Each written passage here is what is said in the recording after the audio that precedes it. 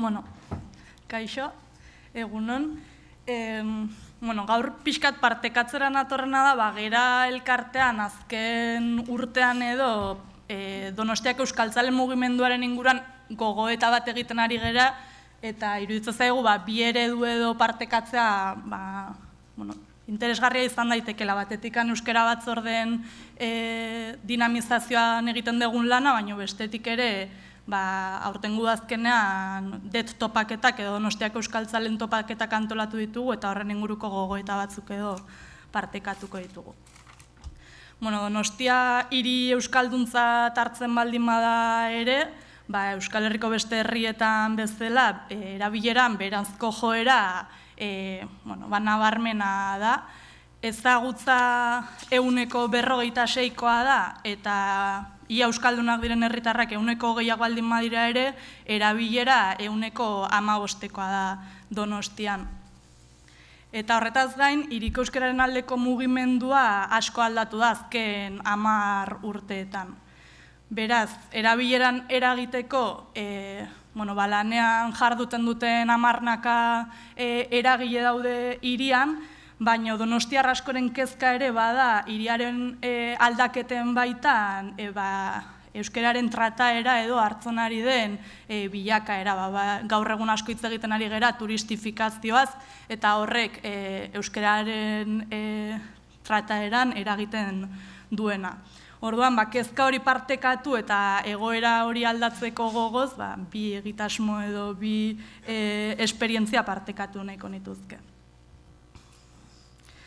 Batetik antolaketa eredu ez ari garen honetan, auzoetako euskara batzordeen esperientzia. 2011 eta 2015ko Donostiako euskararen plan orokorra garatu zenean, ikusi zen auzoetan euskara batzordeak sustatzea estrategikoa zela. Eta 2014an gerak udaleko euskara zerbitzuaren kontratazio bitartez batzorde hauen osaera eta dinamizazio lan hartu zuen bere gain. Elkarteak auzoetako batzordei ematen die babesa, etxea, nolabaiteko txapel bat, eta Donostiako Euskaltzaleen sarearen parte izateko aukera.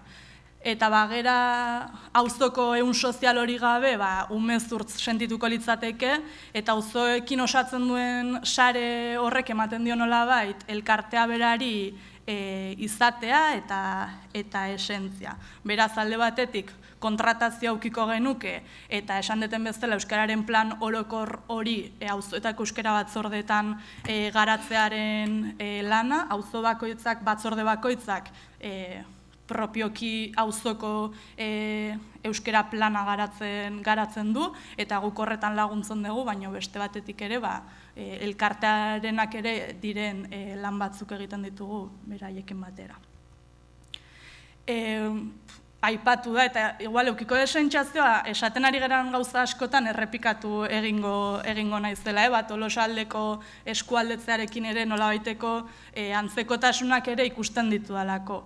Guretzat oso garrantzitsua da etengabeko hartu eman hori eukitzea auzoekin. Bestela eukitzen dugulako sentsazioa askotan geratzen direla auzoak oso isolatuta, eta ez direla asetzen hiriburu batek dauzkan beharrak.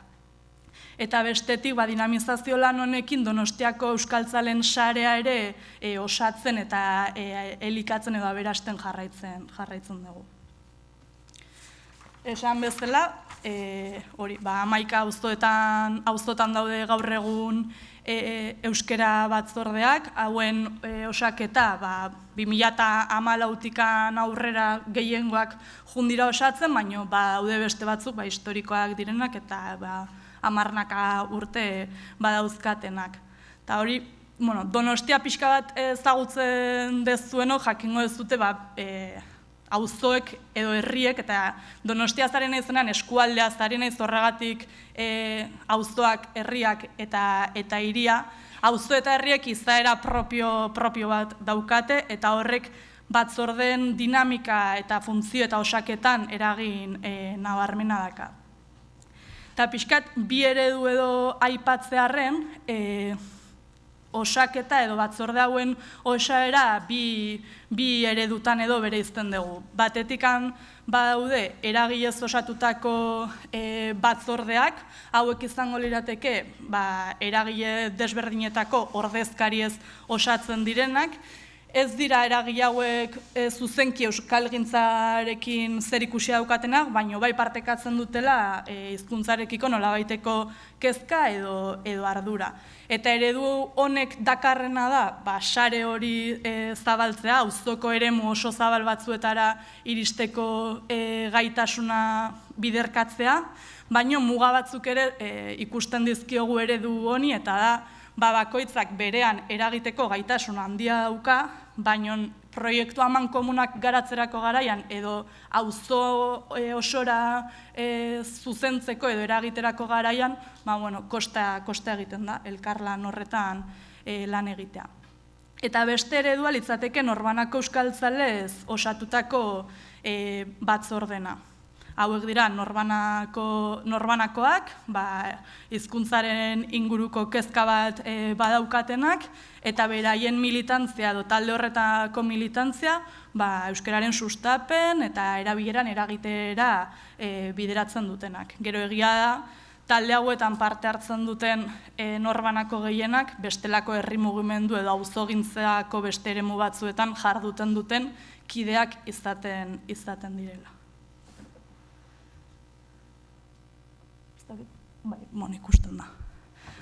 Lehenengo zatian edo ezkerrean ikusten dena da pixkat dinamizazio zerbitzuaren osaera edo, hor dauzkazue auzoak eta gero etengabeko euskara zerbitzuarekin etengabeko koordinazioan jarduten degula.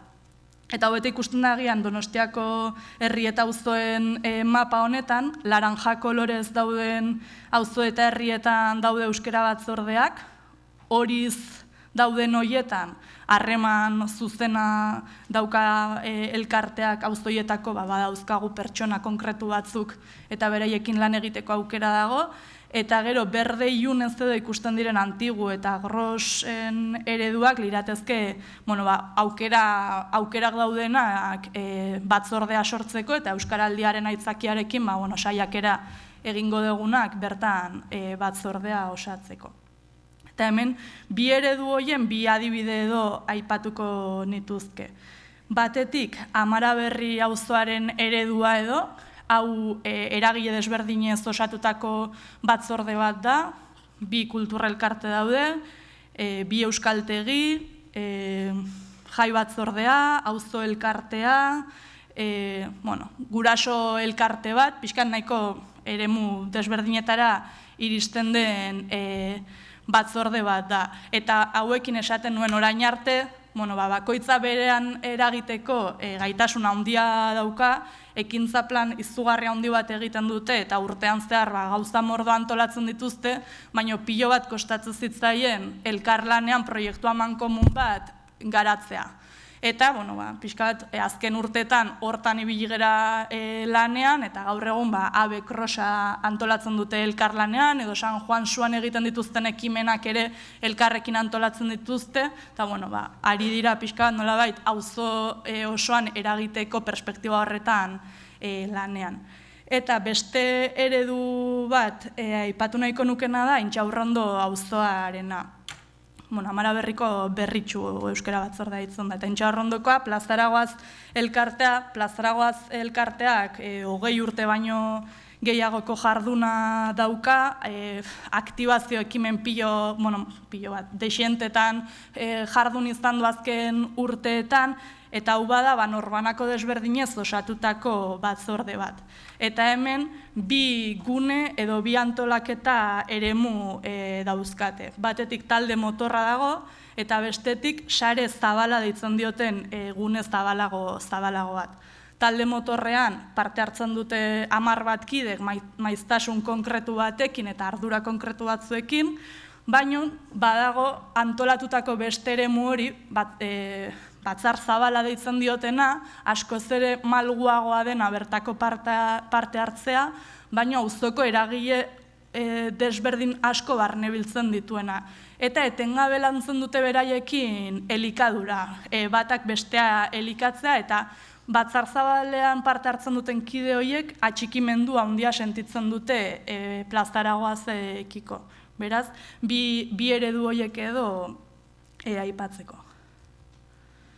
Parte hartze ereduari dagokionez, batzorde hauetako kide guztiak bolondresak dira, liberatua gerako dinamizatzailea litzateke, baina guk ez dugu beraien bilera guztietan parte hartzen. Eta gainera, bilera horietan edo talde horietan betetzen dugun funtzioa oso desberdina da, eta egokitzen gera taldea edo batzordea beraren beharretara batzutan dinamizatu, beste batzutan aktalari lana, beste batzutan denetarik egiten dugu. Erreleboi dagokionez, talde hauen adin media nahiko altua da, guraso erdi gaztetatik hasita jubilatu kuadriletara, baina gazte batzuk edo ere badaude. Eta erreleboekin gazte berriak sartzen ari ez baldin badira ere, bada konstanteki lantzen den zerbait, eta Euskaraldian bereziki landu dugun zerbait. Batzordeak irekitzearen eta jende berria sartzeko bideak bilatzearena. Eta sare zabalak, Intxaurrondon antolatutako eremu bat baldin badere sare zabala esango nuke, batzorde guzti hauek amankomunean daukaten zerbait dela inguruan oso jende konkretu bat biltzeko daukaten gaitasuna. Beti auzo guztietan dago jende bat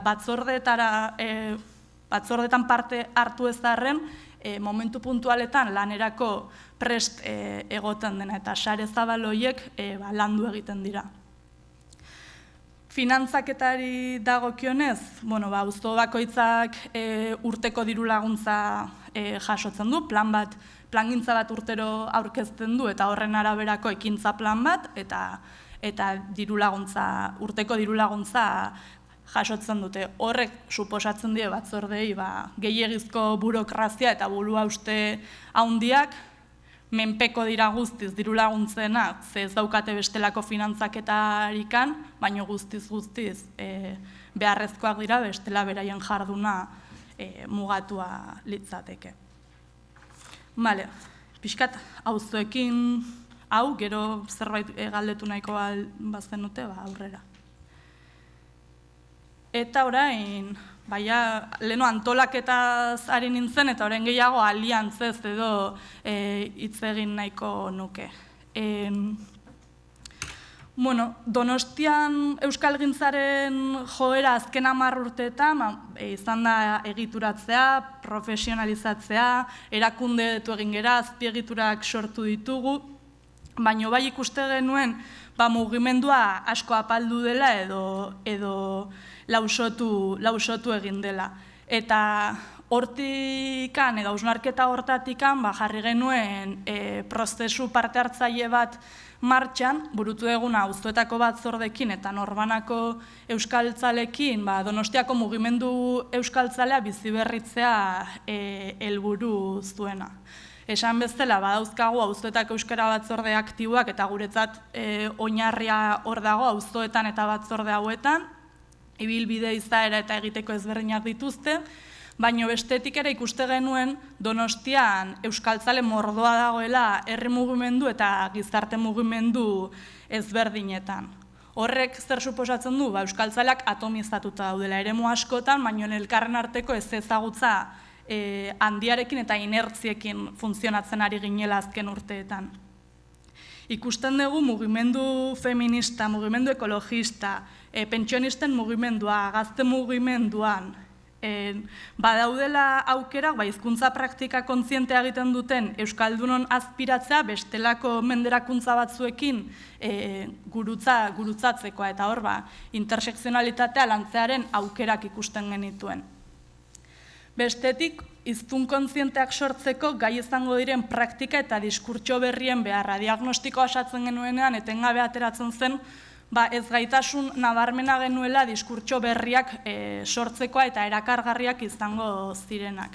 Eta horrekin, hizkuntza eskubideak eta justizia soziala edo lotzearena eta euskaltzaletasuna mugimendu sozialekin sintonizatu eta artikulatzeko beharra. Eta gainera, beharra zaratago aukerak ere ikusten genituen. Donostian, badaude talde feminista euskaltzaleak, daude talde ekologista euskaltzaleak, batzuk kontzienteki euskaltzaleak direnak, baino gehienetan haien jarduna euskeraz burutzen dutenak, eta orduan ikuste genituen elkarra alduntzeko guneak sortzeko aukerak, eta gainera euskara mugimendu hauen hizkuntza izateko aukerak ere bazeudela.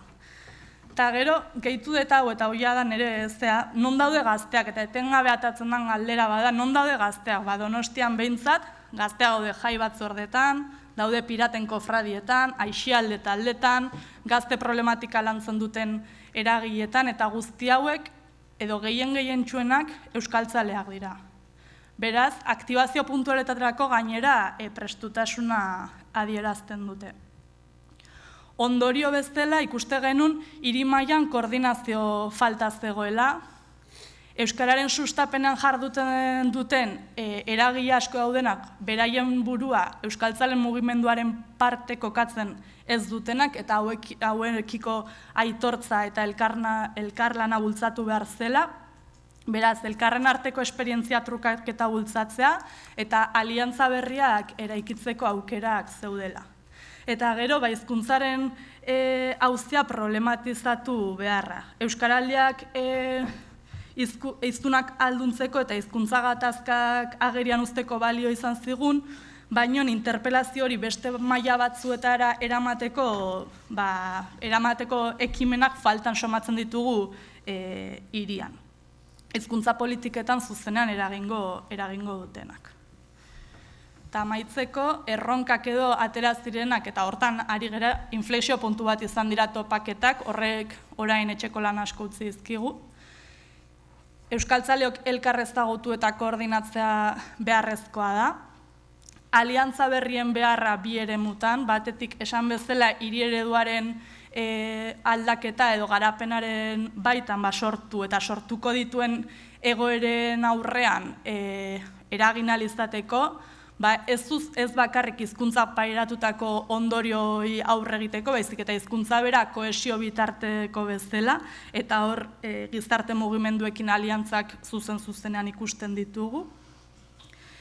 Eta aliantza berrien beharra baita ere instituzio eta herri eragileen artean. Leno aipatu da baita ere, lankidetza ez soilik gure kasuan erabilera sustatzeko ekimenei begira, euskaraldian lankidetzan ari gara, eta ikusten dugu eredu hori bestelako eremu batzuetara ere eraman behar dela. Lankidetza ez hierarkiko bat, euskalgintza sozial antolatua eta instituzio publikoen artean, hizkuntza politikak erabakitzerako garaian. Eta amaitzeko, mugimendua sortu eta hori nola egiten den eta horra hausnartzen ari garen honetan, hori gai egiteko den komunitate bat gabe ez zinezkoa, eta horretarako komunitate aldundu bat behar da, eta komunitateak behar ditu emozioak, behar ditu desirak, behar ditu ideia partekatuak, ekiteko, alduntzeko eta mugimendua bera sortzeko eta pixkat.